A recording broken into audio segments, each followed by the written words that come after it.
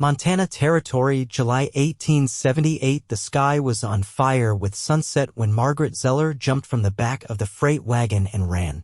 Her boots hit the dry earth hard, dust flying up around her skirt. The driver shouted behind her, but she did not stop. She cut across the open field, heart pounding like a war drum, the edge of the mountains glowing gold in the distance. Her lungs burned, but it was nothing compared to the burn of what she was running from.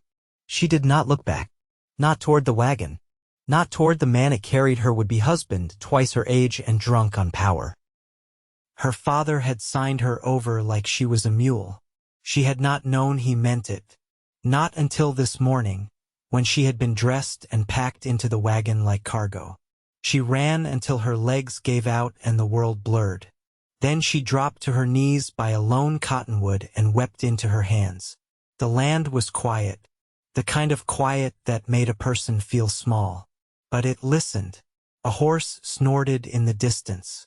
She stiffened, eyes snapping open. A man rode into view, a tall figure on a chestnut gelding, a wide-brimmed hat shadowing his eyes. He slowed as he approached, keeping a fair distance. "You lost?" he asked, voice low and even. Margaret stood, wiping her face with the back of her sleeve. "No. I left." The man studied her, then dismounted slowly. He looked young, early 30s maybe, with a strong jaw and a sun-browned face. His eyes were a deep hazel, the kind that held steady when everything else shook. "You look like you ran from something that will be looking for you," he said. She nodded. He reached for his canteen and offered it. She took it with shaking hands. "I'm Bowen Whitlock," he said. "I've got a small ranch near the base of the hills. You're welcome to rest there. Got a spare room and no one to bother you." Margaret hesitated, but the warmth in his voice, the way he kept his distance, she felt no threat from him. "Just come." "I'm Margaret Zeller," she said. "I have no money. No plans. Just nowhere else to go." He gave a small nod. "Then you can stay. No strings." She followed him back through the fields, her limbs aching, her mind spinning. She should have been married by sundown. Instead, she was walking beside a quiet cowboy with kind eyes and calloused hands. Bowen's ranch was small but well kept. A weathered barn, a two-room house, a chicken coop, and wide-open sky. He helped her down from the horse, then showed her the spare room without asking questions. That night, he made coffee and beans, and they ate beside the fire. She wrapped her hands around the tin cup and stared into the flames.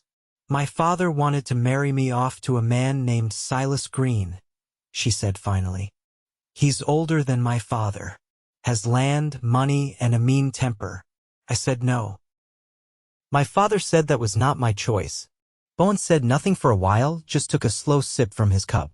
"You did the right thing," he said quietly. She looked at him. "You do not even know me." "No, but I know what it means to be trapped." His tone said he had lived it.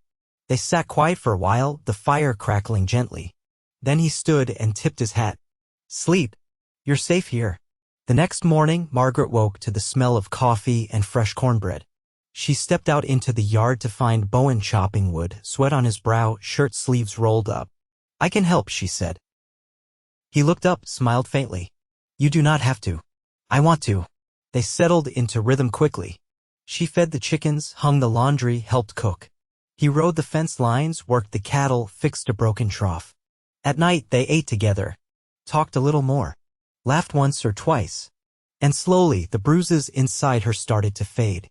One afternoon, 3 weeks later, Bowen came back from town with a stiff expression. "They know you were here," he said. "Silas is offering a reward. Says you were his fiancée. Claims you were taken." Her stomach dropped. He ran a hand through his hair. "The sheriff came to ask questions. I told him you were working for me. Nothing more. But it will not hold for long." "What do I do?" she whispered. His jaw tightened. Then he looked at her, eyes steady. "We marry." Her heart stopped. "I know it is sudden, but if you are my wife, no one can take you. It makes your presence legal.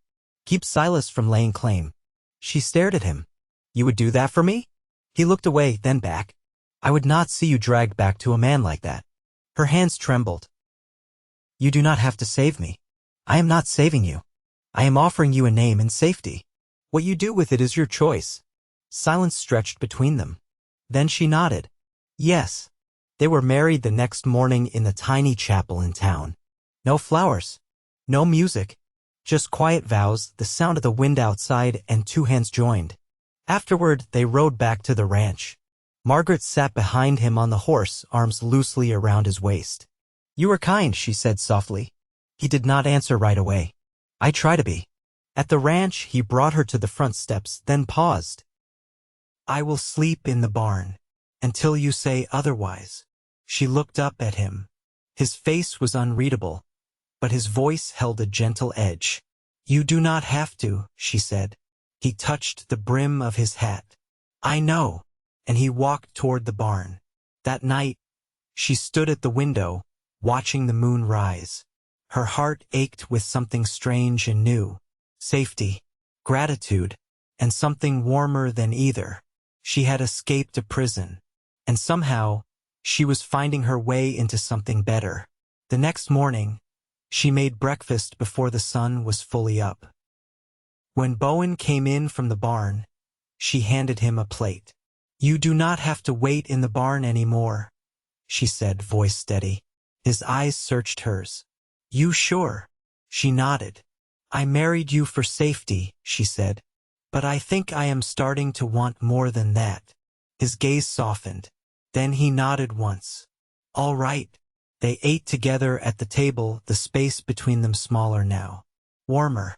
And outside the window, the sky stretched wide and open, like a second chance. The first real rain came 5 days after the wedding. It swept down from the western ridges in slow sheets, soaking the hardpan earth and drumming soft against the porch roof. Margaret stood beneath the eaves, arms folded, the scent of wet sage rising all around her. Inside, Bowen was mending a bridle strap by lantern glow. The quiet of the house was different now, no longer something she braced against. It held instead. I used to pray for rain like this, she said, not turning from the doorway. Back in Kansas. Our well dried up 2 summers in a row. He didn't look up, just threaded the needle through cracked leather. You were raised on a farm? Wheat? Sorghum? Chickens that always got into the garden. She glanced over her shoulder. My mother died young. After that, it was just me and my father. And whatever man he owed money to that month. Bowen placed the strap aside and leaned back in the chair, one boot crossed over the other. You ever think about going back? She shook her head. There's nothing for me there. He studied her a moment longer, then stood. Come on. Where? He grabbed his coat from the peg. Barn loft. Best place to watch a summer storm come through. She hesitated, then pulled her shawl around her shoulders and followed him out. The barn smelled of hay and horses and warmth. They climbed the ladder, her skirts trailing behind just enough to catch a stray nail, and he reached down to steady her without a word.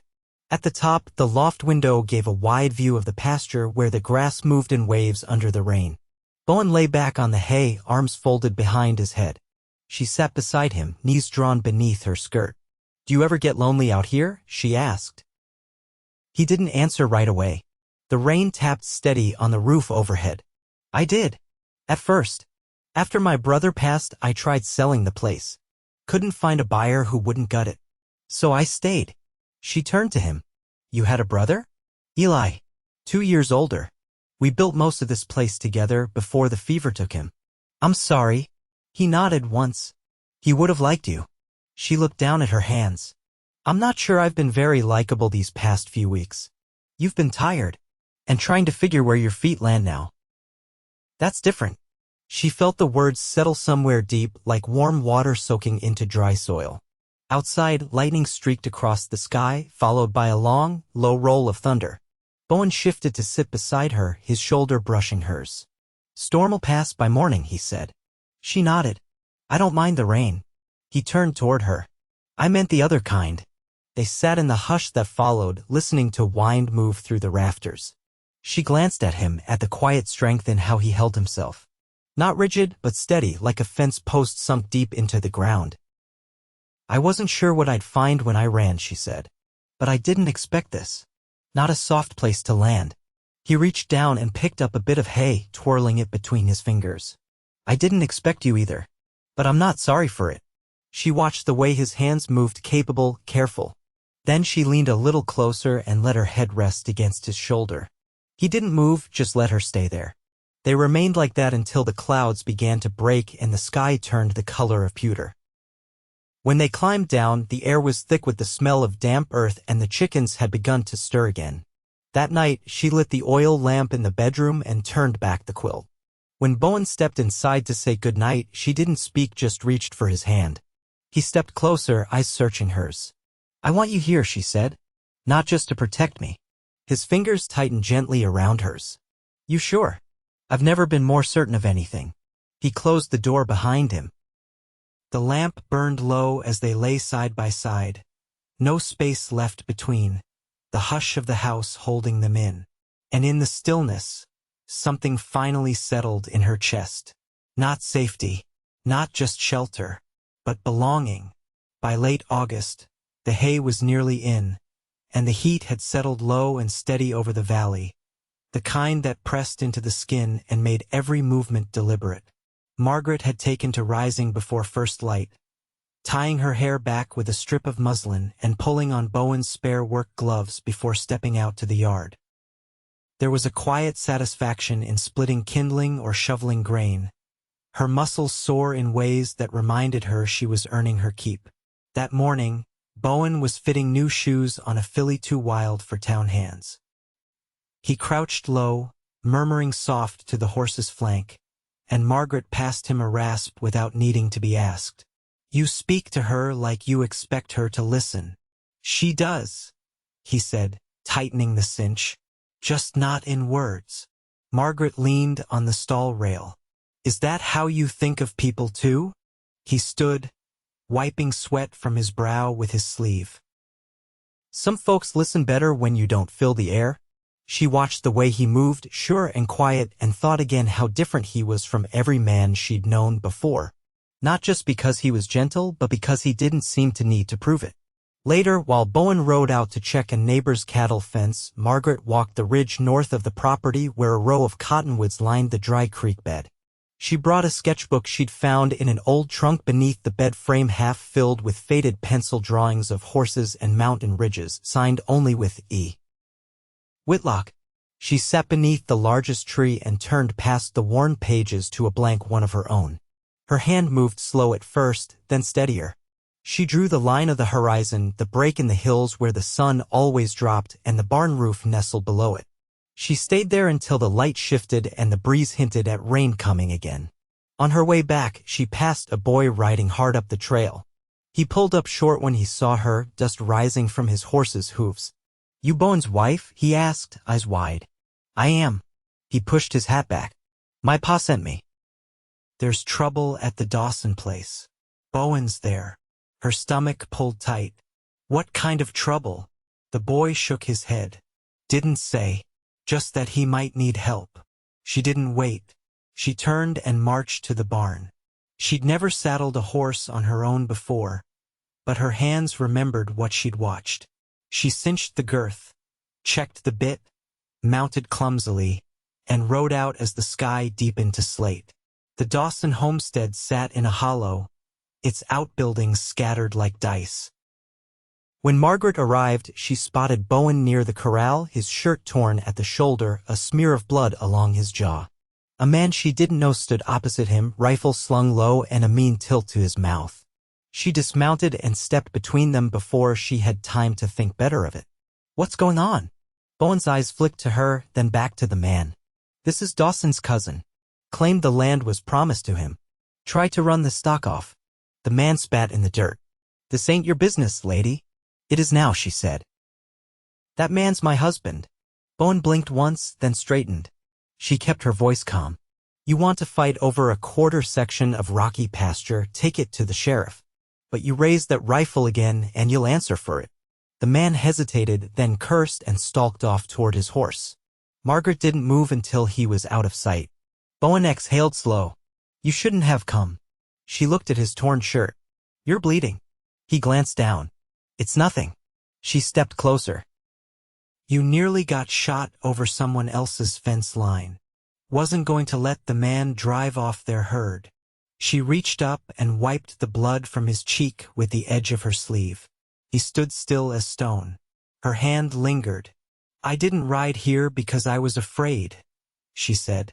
"I came because I couldn't sit home wondering if you were coming back."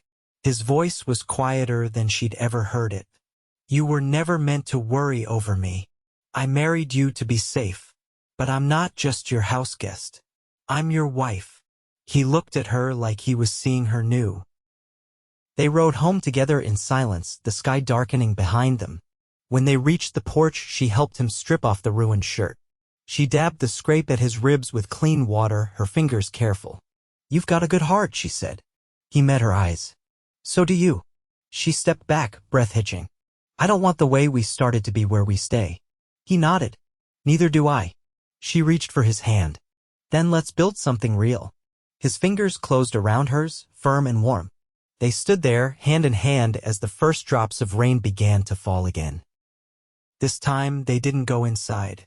They let it wash over them. The first frost came early that year, silvering the tall grass along the northern slope and leaving a brittle hush in the morning air. Margaret stood barefoot on the porch, shawl wrapped around her shoulders, watching Bowen lead the mare from the barn. Her breath came in soft clouds, and everything felt sharper, closer, like the world had stepped into a quieter key. She stepped inside and closed the door behind her, the latch sticking slightly the way it always did when the wood swelled with cold. Bowen came in a moment later, rubbing his hands together and stamping the chill from his boots. "Saddle girth split," he said. "I'll mend it before noon." Margaret nodded. "I can patch the lining in your coat today." He set his gloves on the table. "I was thinking we could ride south tomorrow. There's a trading post near the river. Might pick up supplies before the snow starts holding."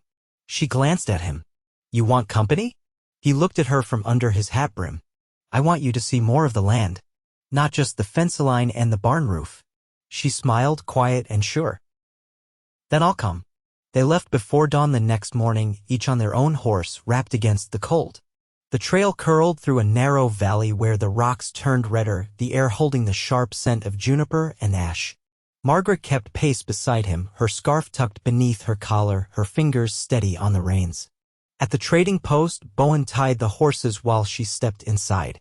The room was warm and close, lanterns hung low over shelves of dry goods, bolts of cloth, tinware, and seed packets gone brittle from dust. A woman behind the counter looked up and offered a brief nod. Margaret laid out what they needed: lamp oil, salt, and a spool of wax thread. She hesitated, then added a small tin of rose-scented soap. When she stepped back outside, Bowen was speaking with a man near the corral, his posture still but watchful. The man wore a badge pinned to his coat. Margaret approached slowly. The sheriff turned and tipped his hat. "Mrs. Whitlock," he said. "Didn't expect to see you out this far." She met his gaze. "We needed a few things." He looked between them, then lowered his voice. "Silas Green left town." Bowen shifted. "Where to?" "Dakota Territory, far as I heard. Sold off his livestock and closed his ledger. Looks like he's not coming back." Margaret felt the words settle in her chest like a stone dropped into water. No echo, no ripples, just stillness. "Thank you," she said. The sheriff gave a short nod and rode off. Bowen looked at her carefully. "You all right?" She let out a breath. "I think I am." They stayed a while longer, letting the horses rest. Margaret walked along the edge of the post yard, pausing at a narrow trail that led down toward the river. Bowen joined her there, hands in his coat pockets. "Feels like a line's been drawn," she said. "Like I crossed something without noticing." "You did," he said. "But you kept walking." She turned to him. "Do you ever think about what comes next?" He didn't answer right away. "Then I think about what kind of life we can shape out of what's left. What we choose, not what was forced." She nodded, her voice low. "I want to make this place more than a refuge. I want it to mean something." He reached out and tucked a loose strand of hair behind her ear, his hand brushing her cheek. "It already does. Because you're in it." They rode home slower, the sun behind them and the wind colder now. At the ranch, Margaret set the soap tin beside the wash basin, then turned to the hearth where Bowen was stoking the fire. "I've been thinking about that old shed near the creek," she said. If I clear it out, I could set up a loom. Maybe do some weaving, trade it for flour or seed. He looked up. You want help clearing it?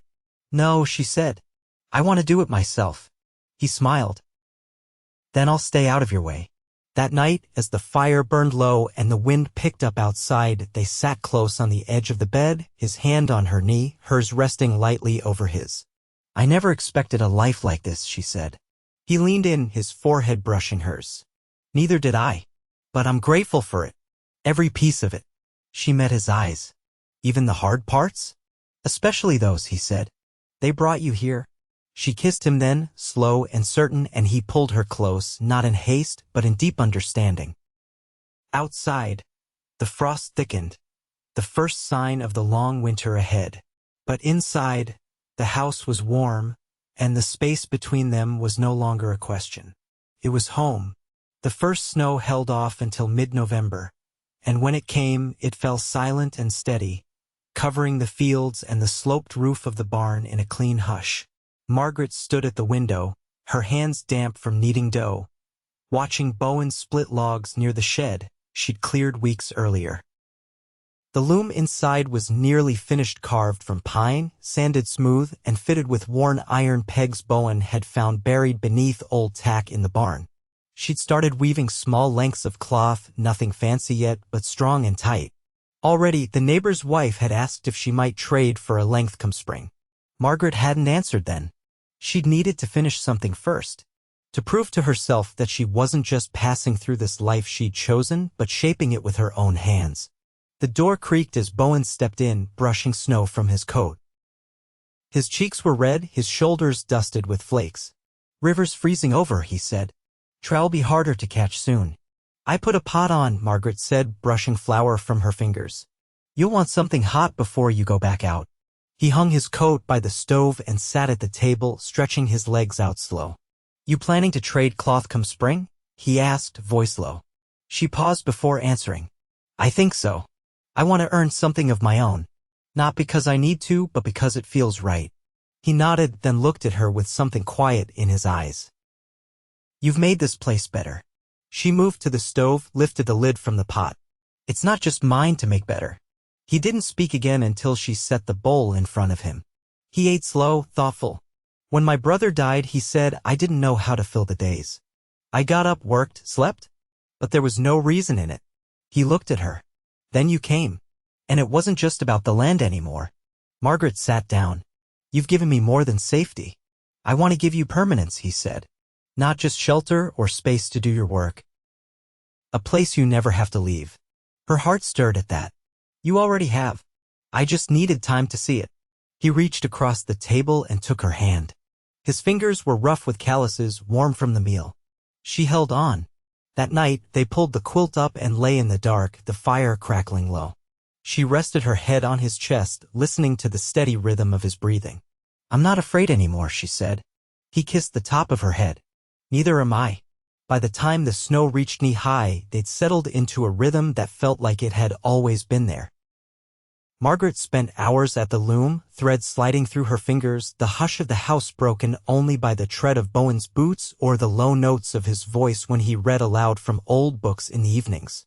One afternoon, she stepped outside to find him sanding a cradle he'd built from leftover boards. He looked up when she came near, brushing sawdust from his hands. I thought it was time we had something ready, he said. She rested a hand on her belly, not yet showing but already rounding soft beneath her apron. I thought that too. They spent the rest of the day in the shed, tacking the last slats in place, sealing the wood with beeswax Bowen had traded for late in the season. When it was done, she ran her hand along the curve of the headboard, her throat thick. You didn't have to do this alone. He looked at her, eyes steady. I didn't. Spring came late that year, the snow melting in slow sheets, revealing the brown stubble of last summer's grass. Margaret's cloth sold well, enough to trade for sugar, seed, and a bolt of soft flannel she tucked away for the baby. By April, the cradle sat by the hearth, and Bowen had added a small window to the bedroom so the morning light could fall where she liked to read. On warmer days, they sat on the porch, her feet propped up, his hand resting on her knee beneath the blanket they shared. I used to think peace was something other people found, she said one evening. But it was just waiting for me to stop running. He leaned in, pressed a kiss to her temple. You didn't run. You came home. In late May, their daughter was born in the quiet hours before dawn, her cry soft and certain. Bowen held her against his chest, eyes damp, voice rough as he whispered her name. Margaret watched them, her body aching, her heart full beyond words. She looks like you, she said. He shook his head, smiling. No. She looks like the world's already got its arms around her. They named her Clara. As summer returned to the valley, the days grew longer, the mountains green again. The loom still stood in the shed, the cradle still rocked by the fire, and the porch still held room for two. Bowen built a fence around the garden, and Margaret planted rows of beans, squash, and sunflowers. Clara slept in the sling across her chest, warm against her, content. One evening, as the sun dipped behind the ridge and the sky turned soft with dusk, Bowen took Margaret's hand and led her down the slope to the cottonwood trees. They stood there, wind moving gentle through the leaves, their daughter sleeping between them, the earth quiet and full. He turned to her. This is the life I hoped might find me, he said. And I'd live it 100 times over, so long as you're in it. She leaned into him, her hand over his heart. We built it ourselves, she said. And we'll keep building. He kissed her, slow and sure, their daughter breathing soft against them, the land stretched wide and golden all around. And for the first time in both their lives, nothing was unfinished. Nothing was waiting to be proven. They had everything they'd ever needed. Right here. Together. Forever.